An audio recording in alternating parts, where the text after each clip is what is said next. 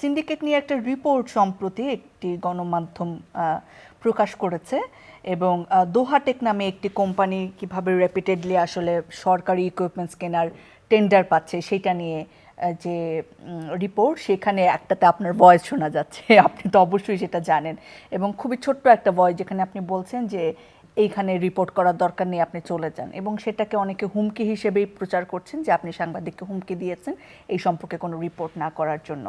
আপনি কি আত্মপক্ষ সমর্থনে কি বলতে চান, আসলে ঘটনাটা কি? হ্যাঁ, আপনি যদি আমাকে জিজ্ঞেস করেন যে এটা কি আমার ভয়েস নাকি না, আমি এখানে আপনার সামনে অ্যাডমিট করছি এটা আমারই ভয়েস। এটার সাথে যে রিপোর্টটা করা হয়েছে ওই রিপোর্ট নিয়ে আমার কোনো মন্তব্য নেই, ওই রিপোর্ট নিয়ে আমার কোনো ডিসকাশনও করার নেই। যারা ইনভেস্টিগেটিভ রিপোর্টিং করে আমি তাদেরকে সবসময় ওয়েলকাম করি যে আপনারা আপনাদের রিপোর্ট ঠিকমতো করবেন। আশা করছি যে যাচাই বাছাই করার পরে আপনারা রিপোর্ট পাবলিশ করবেন। প্রবলেমটা হয়ে গেছে, এটা আমার ব্যক্তিগত সমস্যাটা হলো যে যেই ব্যক্তির অফিসে গিয়েছিল সেই ব্যক্তিকে আমি খুব ভালো করে চিনি, সে আমাকে ছোটোবেলা থেকে দেখে এসেছে।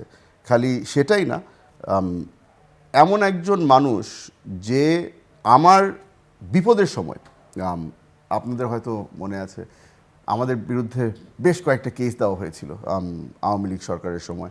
ওই কেসগুলি যখন দায়ের করা হয়, আমি রাজনীতি করি, আমার কোনো সমস্যা হয় না, আমার কোনো আপত্তি নেই, part and parcel of life.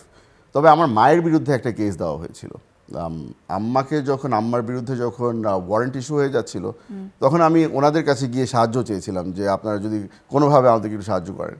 সেই সাহায্য করেছিল যেই ব্যক্তি আমার সবচেয়ে খারাপ সময় আমার পাশে দাঁড়িয়েছিল, সেই ব্যক্তি যখন আমার থেকে একটু সাহায্য চেয়েছে যে আমাকে এখানে আমার অফিসে হ্যারাস করা হচ্ছে, সাংবাদিক এসে বসে আছে, তারা যাচ্ছে না, তারা যখন আমার থেকে সাহায্য চেয়েছে আমি সাহায্য করেছি।